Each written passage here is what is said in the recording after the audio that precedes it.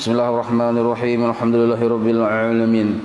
Allahumma shalli wa sallim wa barik ala sayyidis sadat qutbil bidayati wan nihayat khalifatillah fi khazainil ardi was samawati wa ala alihi wa sahbihi madamati sadat wal qadat. Salatan tabtahu lana biha abwabal khairati was sa'adati fi darid dunya wa fi daril ma'ad. Wa barik lana biha fi umrina wa bi rizqina wa bi awladina وعلى إخواننا من المؤمنين والمؤمنات والمسلمين والمسلمات أينما كانوا في جميع الجهاد والبلاد وتجنا بها وإياهم من جميع الأهوال والآفات ومن شر الحياة وشر الممات ولي الحسنة وقاضي الحاجات. قال المصنف رحمه الله ونفعنا به وجميع علومه في الدارين آمين. الباب الأول في فضيلة العلم والعلماء. Bab yang pertama menyatakan keutamaan ilmu dan ulama, halaman 20 di pinggir di bawah. Firman Allah Ta'ala, yarfa'ullahu alladhina amanu minkum walladhina utul ilma darajat. Allah Ta'ala berfirman, artinya akan mengangkat oleh Allah Ta'ala akan mereka yang beriman.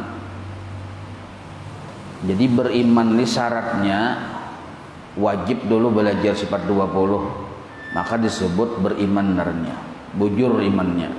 Maka derajat orang yang sudah belajar sifat 20 paham itu diangkat oleh Allah karena di akhirat dengan dibalas dengan surga. Dan segala mereka yang diberi akan mereka itu ilmu. Nah, jadi beriman diangkat Tuhan derajat, ditambah pulang berilmu diangkat Tuhan juga derajat, yaitu beberapa derajat. Arti beberapa derajat ini kada ada hitungan batasan, tergantung keikhlasannya menuntut ilmu. Jadi ilmu yang dituntut itu, yang menghasilkan derajat itu adalah ilmu yang disuruh kita oleh Allah menuntutnya. Amun Allah kada menyuruh kita tuntut, itu lain lagi. Nah, maka sepakat para ulama sudah ilmu yang dituntut, yang disuruh oleh Allah menuntut itu fardu ain. Tauhid, sifat 20, fikih, tasawuf, nah itu. Biar tuntong ninto hanyar pulang genap belajar yang fardu kifayahnya. Apabila sudah tuntong fardu ain lalu menggawi fardu kifayah, paham luas fardu kifayahnya, disebut ulama narannya.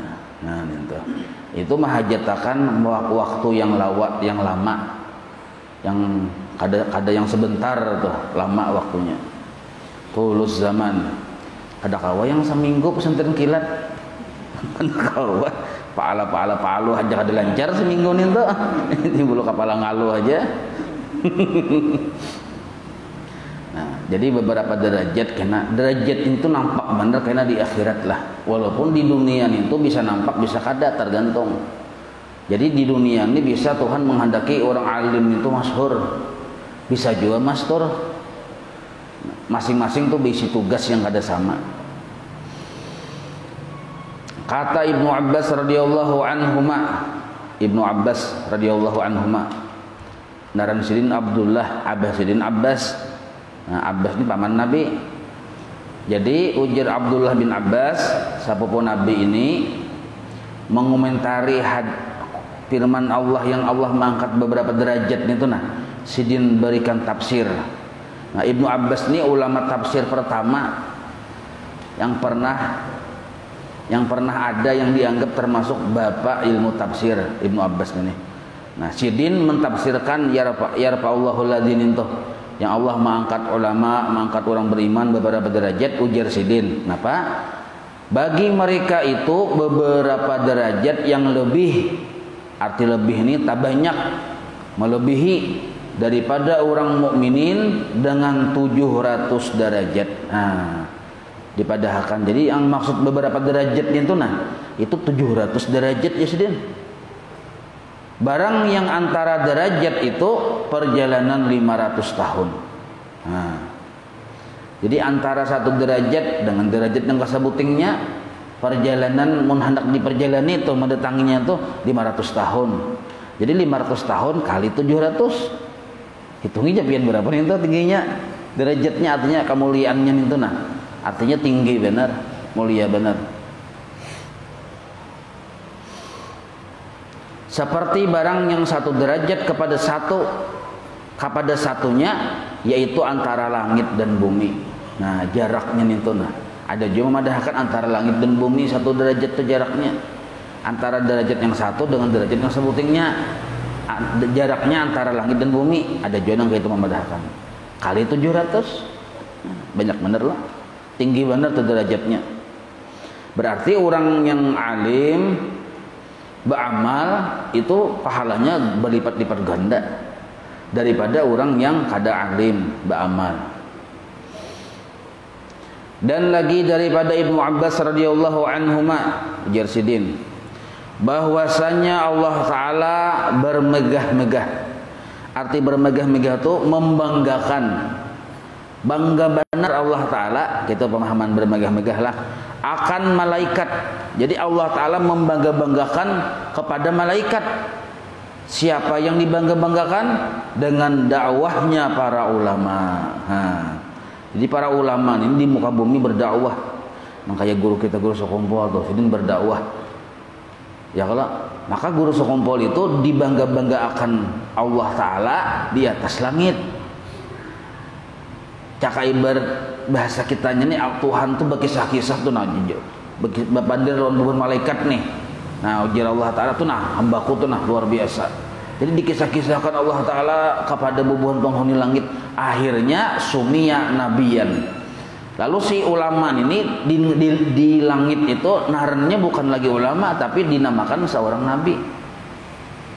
Kenapa? Karena terkenal, dibangga-banggakan. Kenapa mati tahuan? Allah Ta'ala yang menyebarluaskan.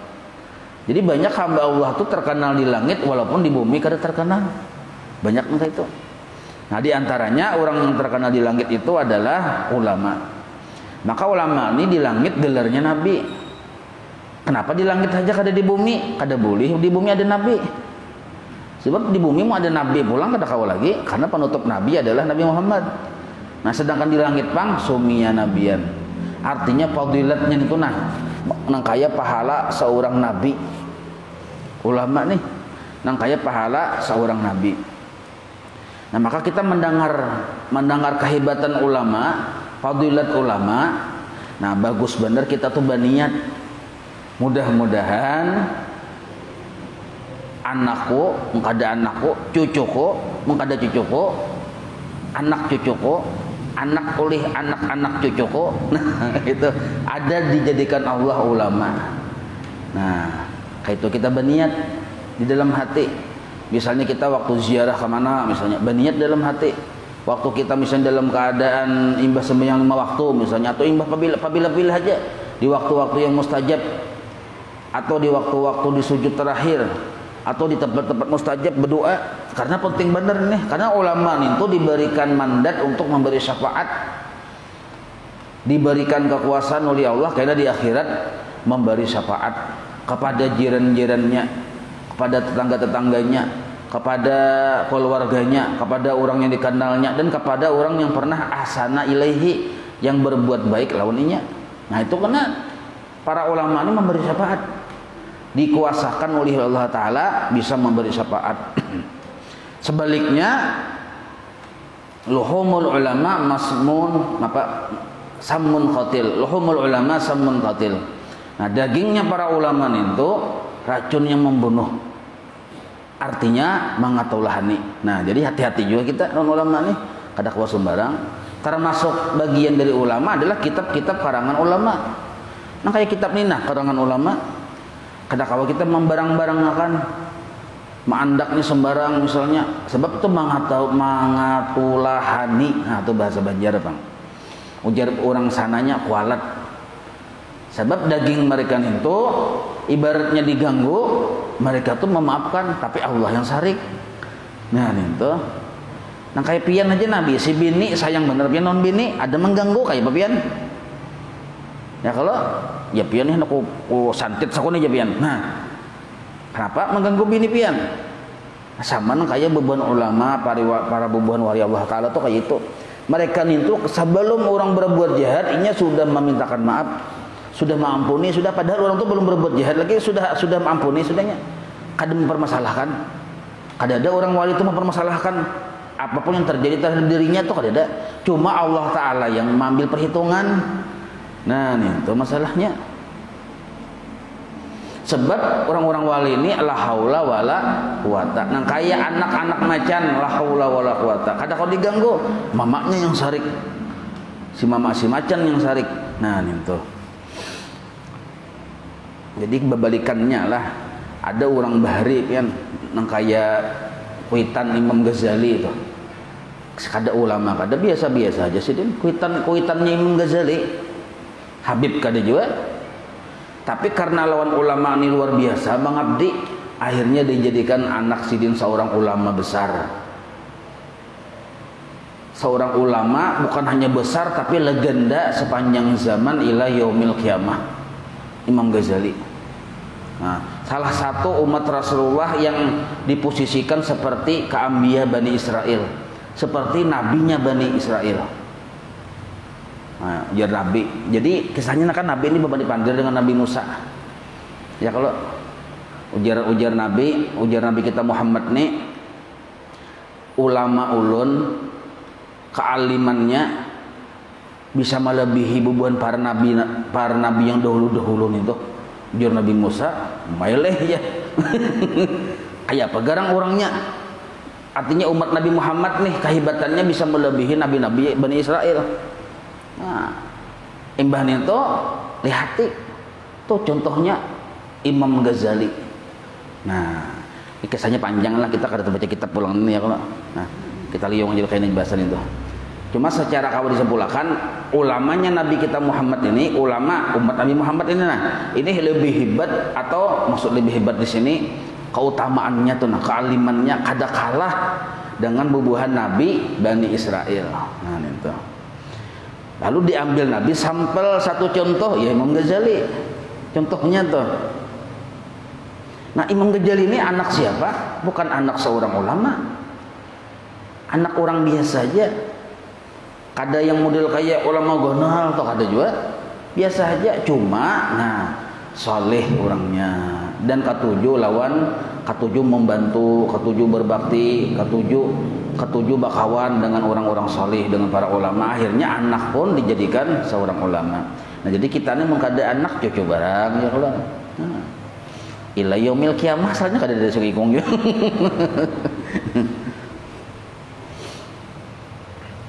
Jadi kata Imam Syafi'i, oh kada dia ke atas lagi.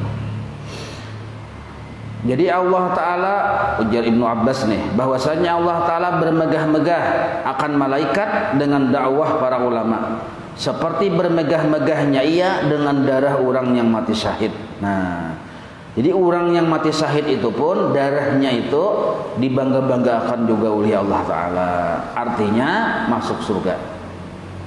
Kata Imam Syafi'i radhiyallahu ta'ala anhu, Imam Syafi'i ini berucap, tahu ya pian apa sih dan Imam Syafi'i tahu lah dulu pian mau tahu apabila pian bertamu barang siapa tiada kasih akan ilmu. Nah ini ujar Imam Syafi'i, barang siapa kada kasih, maksud kada kasih ini kada ketujuh dengan ilmu, kada ketujuh dengan ilmu, maka tiada ada kebajikan pada dirinya. Nah itu maksudnya kada ada kebaikan pada dirinya. Orang ini kada katuju menuntut ilmu, kada kasih naranya, maka di diri orang tersebut kada ada berisi kebaikan apa-apa. Maka jangan ada di antara kamu dan antara orang tadi yang kada mau menuntut ilmu, kada katuju menuntut ilmu, jangan ada hubungan perkenalan. Nah, artinya jangan terlalu akrab dengan orang itu. Dan juga bertaulan dengan dia. Nah, arti bertaulan ini jangan sampai jadi keluarga lawan kita. Orang ini kada ada ketujuh menuntut ilmu, bahkan memusuhi dengan ilmu, jangan diambil minanto. Jangan badang sanakan. Ini padahal kan Imam Syafi'i madah ini. Jadi memilih menantu misalnya, nah lihati dulu katujuh kada menuntut ilmu. Amun sahabatas ingat sambahyang aja. Jadi ujar periksa bang sambahyang kada sambahyang aja. Kada kawa kita ambil penilaian. Sebab sambahyang tuh bisa dipoles sementara aja seminggu, sementara bertamu calon mintuha sambahyang itu seminggu. Nah imbah itu pang, imbah sudah jadi minantu, habis sambahyang sidin. Nah jadi mencari minantu, mencari hendak betalian berhubungan keluarga nih. Nah lihati orang mintu katujuh kada menuntut ilmu. Katujuh menuntut ilmu, nah ada kebaikan dalam dirinya. Ini Imam Syafi'i Imam Madah ini. Jangan terlalu akrab di sini dengan orang yang kada kasih dengan menuntut ilmu dengan ilmu. Sebab kada ada kebaikan dalam dirinya. Dan jangan bertaulan dengan dia. Taulan tuh ya anu bakal kekeluargaan di kita dengan dia. Maka ujar Imam Syafi'i lagi, maka bahwasanya ilmu itu menghidupkan segala hati. Nah, berarti orang kada katuju dengan ilmu, hatinya mati. Kayak itu pemahamannya. Mun hatinya mati ini ngalihai. Arti hati mati ini tuh kadap gelap. Akhirnya naran ngin tempatnya gelap, sarang-sarang macam-macam tuh, sarang penyakit, sarang ular, sarang kala. Nintu jadi minantu kita, naudzubillahi min dzalik. Nah, asalnya anak kita nih bebinian misalnya nih, anak kita bebinian asalnya bakarudung. Bagus benar. Imbah tapa laki lawan si yang nini ampih bakarudung. Nah, salah siapa? Asalnya sambahyang anak kita bini-bini nih, imbah tapa laki lawan ini ampih sambahyangnya. Siapa yang salah? Yang menikahkan itu berbahaya benar. Si walinya itu nah dituntut Tuhan kena. Jadi hati-hati kita jangan sembarang. Salah satu hak bagi si anak, apalagi anak perempuan. Nah, anak laki-laki gitu juga. Apalagi anak perempuan, haknya yang wajib dilaksanakan atau kewajiban bagi orang tuanya adalah mencariakan suami atau istri bagi anaknya yang soleh, yang baik. Itu salah satu kewajiban kuitan yang terakhir itu. Anak nih laki-laki pina model kayak guling-guling di tengah rumah, anak-anak kan begini. Guling-guling di rumah no. Aja. Ulah nak kawin ya. Nah, beguling-guling. Nah, kan ini yang abah ini wajib tuh mencariakan sesuai lawan kemampuan, mencariakan bini. Nah, cari bini yang solihah. Nah, yang termasuk maka ciri bini-bini solihah nih tuh. Nah kalau laki-laki kan tujuh menuntut ilmu. Yang kalau perempuan kada sama. Cirinya cari bini-bini yang inya tuh babakti lawan kuitannya. Nah itu bagus nih tuh. Maka kayak apa caranya mengetahui aja. Nah cari intelijen, siwa intelijen. Ya kalau banyak aja ini intelijen. Nah kalau laki-laki pang yang ketujuh menuntut ilmu. Nah, apalagi pulang yang ketujuh menuntut ilmu nih, baik laki-laki maupun perempuan, pemurah pulang orangnya. Ini penting benar ini tuh. Maka ketujuh menuntut ilmu, maka pemurah, maka ganal berisi. Waduh. Hah? Ada kisah tuh bang.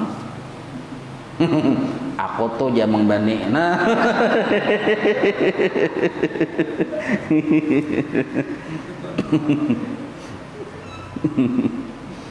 Nah nih toh. Jadi jasidin jangan sampai kita bakal keluargaan lawan orang yang kada ketujuh menuntut ilmu. Dan lagi sabda Nabi sallallahu alaihi wasallam, Nabi kita bersabda, "Talabul ilmi faridatun 'ala kulli muslimin wa muslimatin." Menuntut ilmu itu adalah hukumnya fardu. Arti fardu ini wajib atas tiap-tiap muslim laki-laki dan muslimah yang perempuan. Nah, wajib hukumnya menuntut ilmu, tapi ilmu yang fardu ain lah wajib. Berarti bila kita kada belajar ilmu fardu ain, berdosa saawakan. Jadi ada yang dosa itu dosa saawakan. Pertama, durhaka lawan ibu bapak, dosanya saawakan seluruh tubuh. Kedua, kada menuntut ilmu yang fardu ain, dosanya seluruh tubuh. Dan daripada Sayyidina Ali bin Abi Thalib radhiyallahu anhu, man kana fi talabil ilmi kanatil jannatu fi talabihi, wa man kana fi talabil ma'siyati kanatin naru fi talabihi. Nah, artinya barang siapa ada ia di dalam menuntut ilmu, maka adalah surga itu sebenarnya yang dituntutnya. Nah, kita tuh menuntut ilmu, hakikatnya yang kita tuntut itu surga. Dan barang siapa ada ia di dalam menuntut maksiat, maka adalah neraka itu di dalam tuntutannya. Menggawi maksiat sama artinya menghendaki neraka. Dan sekalian barang yang datang, arti barang ini hadis yang datang, yang warid. Nah, warid itu yang datang artinya yang datang, yang warid pada memuji ulama, pada memuji ilmu dan ulama. Nah, itulah pada memuji ulama, titik di situ. Dan ulama ditangguhkan atas ilmu yang manfaat. Arti ditangguhkan itu ulama yang memahami ilmu-ilmu yang manfaat. Itu maksudnya. Jadi banyak riwayat yang mengatakan keutamaan para ulama. Ini ulama yang mana? Ulama yang memahami ilmu-ilmu yang bermanfaat. Itu yang ditanggungkan itu maksudnya, yang diperjelas ulama yang memahami akan ilmu-ilmu yang manfaat maksudnya. Lah, ada seberatan ulama juga, Bang. Dan lagi ulama yang beramal dengan ilmunya. Nah, itu. Jadi yang dipadahkan tadi ulama tadi dikasihi oleh Allah, ulama yang mana? Ulama yang menguasai ilmu bermanfaat dan mengamalkan dengan ilmunya. Karena ulama yang tiada beramal dengan ilmunya itu dicela oleh syariat, dicela sehingga celaannya. Nah, arti sehingga itu artinya sangat dicela, sehingga celaknya. Maksudnya luar biasa celaannya kepada para ulama yang kadang mengamalkan ilmunya. Seperti hadis Sayyidina Umar yang lagi akan datang ceritanya. Nah, itu kayaknya Jasidin masalahnya. Dan daripada Abu Hurairah ini mengambil hadis dari bacanya lah minakabus dari Abu Dzar sahabat Nabi radhiyallahu anhuma, kedua-duanya sahabat Nabi, bahwasanya berkata keduanya. Jadi ujar keduanya ini berucap Abu Hurairah dan Abu Dzar. Keduanya berucap, ujar keduanya, kami dengar, itu bacanya dengar. Kami dengar akan Rasulullah sallallahu alaihi wasallam bersabda. Berarti yang berucap ini dua sahabat.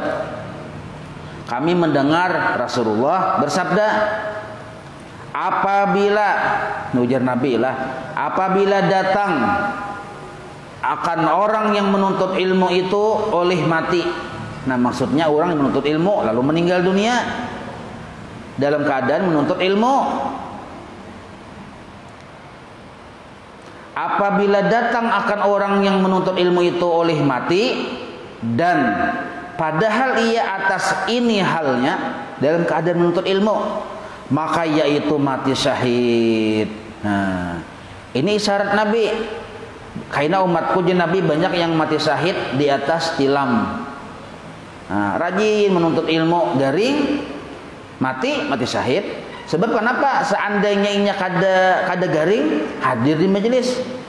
Cuma karena garing kada kawa hadir. Nah, itu mati syahid naranya, artinya niatnya tetap jalan. Tapi kalau kitanya menuntut ilmunya kada tugol, kada istiqomah, kadang kala hadir, kadang kala kada. Nah, ini kena bilanya mati belum tentu mati syahid. Sebabnya belum tentunya hadir, karena kadang kala hadir, kadang kala kada.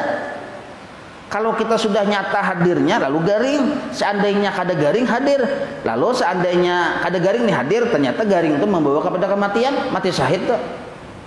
Jadi mati syahid itu kada mesti harus di medan perang, atau kada mesti harus yang waktu di pengajian. Bisa jadi mati syahidnya di atas tilam karena garing. Cakanya kada garing, hadirnya kemajian. Nah, ini kelebihan orang yang istiqamah dalam menuntut ilmu. Ada orang guru bahari, kayak apa aja keadaan tetap sidin mengajar. Jangan kada menggaring biasa saja mengajar, jadi tetap. Jangan kada yang kada kau berjalan lagi hanya ampi. meninggal sidin mati syahid sidin. Nah, harum awak sidin. Ada itu kan pernah terjadi bahari. Mati syahid sidin. Kenapa? Karena seandainya kawas sidin kada garing, sidin tetap majar. Nah, jadi keistiqomahan itu penting benar. Nah, sehingga menjadikan kita mati syahid walaupun meninggalnya di atas tilam. Nah, itu. Jadi kada mesti juga ban sidin itu jangan kau tuju untuk ilmu aja. Padahal setahun 2 kali aja hadir. Wayah pembukaan dan penutupan. Meninggal sidin mati syahid sidin baik benar aja. Bagus saya. Cuma belum tentu. Kenapa belum tentu? Nya karena kada hadirnya. Ya kalau seandainya nasihat belum tentu juga hadir. Nah, itu kada tentu. Dan memadailah ilmu itu kemuliaannya, arti kemuliaannya ini luar biasanya mulia ilmu itu. Nah, cukuplah bahwasanya tiap-tiap seseorang mendakwa akan dia. Arti mendakwa itu mengaku-ngaku akan dia, mengaku berilmu nih. Jadi orang nih jahil bin oon, yaitu orangnya katuju mau disambet alim. Bon itu jo alim bener aja. Padahal orangnya kada pernah sekolah, yaitu himong ganal tuh hidung. Cukuplah ujar pengarang kitab ini bahwa orang itu katuju mengaku jadi alim. Bahkan ibarat disambet orang alim himungan, artinya ilmu itu luar biasa mulianya. Kan banyak kejadian berjalan ke pasar mencari surban yang terganal, yang terpanjang, nukar tasbih yang terganal, nukar gamis yang putih. Oh, pakai di rumah. Karena berjalan ke masjid bersurban, bagamis, tasbih di tangan aja kiting. Nah, yang gondol kayak kedondong tuh. Nah, kiting. Seminggu aja pian mamalakan itu orang mangiopian tuan guru, betul ya? Karena bagian ulun amalakan ya. Bisa dimamalakan sama nih. Seminggu aja amalakan ya. Pasti kena orang mangioto tuan guru. Asal, tapi antara kan maksudnya orang gila juga orang ini. Nah, cuma bisa nang kayak itu. Sebab masyarakat kebanyakannya awam juga menilai orang dengan pakaian. Bila pina pakaian pina model kayak putih bagaimana segala macam, surban belilit terus, kita menyangka si ini wali abdal, wali kutub, ulama besar. Nah, melihat dari sisi pakaian. Maka ada sebagian oknum yang memampatkan itu. Nah, hanya seminggu aja selesai sudah kia orang tuan guru. Kenapa kayak itu? Mulianya ilmu. Orang bungul gin ujar sidin paribasnya disambat orang alim, yaitu kehimungan mulianya ilmu. Nah, syarat ulama nih tuh berat lah. Minimal syarat ulama banyak bang ada di kitabnya khusus salat, cuma diantaranya satu aja kawa sanggup membaca kitab kuning itu diantaranya hanya kau dipadahkan ulama. Banyak lagi yang lain lagi gitu. Makanya dulu ulun memadahkan jalan-jalan amon kada bisa membaca kitab kuning, tapi ini tanggalih pun berat sedikit lah. Kada usah jadi khatib, kada usah khutbah. Lo tumburai ini viral bisa nih. Nah, kenapa? Karena khutbah itu rukunnya diantaranya adalah ittaqullah, menyuruh orang takwa. Ini belum menjelaskan, menyuruh orang takwa. Siapa yang takwa? Jar Nabi, innama yakhsallaha min ibadihil ulama. Orang yang bujur-bujur takut lawan Tuhan, takwa itu adalah ulama. Nah, sekarang apabila kita menyuruh takwa, kita kada takwa, itu berbahaya. Maka yang menyuruh orang takwa itu harus orang yang takwa juga. Nah, siapa orang yang takwa? Innama hanya saja yakhsallaha min ibadihi al ulama. Hanya saja orang yang bujur-bujur takut lawan Allah itu ulama. Maka ulama lah yang layak menyuruh orang takwa.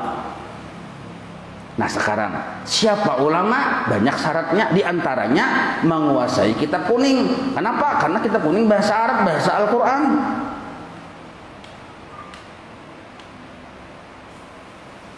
Paham nabian? Seumur-umur kada suah belajar nahwu, mengikuti tukat khatib juga. Hah, pun apa ya ini? Wallahu a'lam. Kurang bang mah sudah. Maulaya salli wa sallim daiman abada ala habibika khairi khalqi kullihim ya rabbi bil mustafa waghfir lana ma madha ya wasi'al karami wa sallallahu ala sayyidina Muhammadin wa ala alihi wa sahbihi wa sallam alhamdulillahi rabbil alamin taqabbalallahu minkum.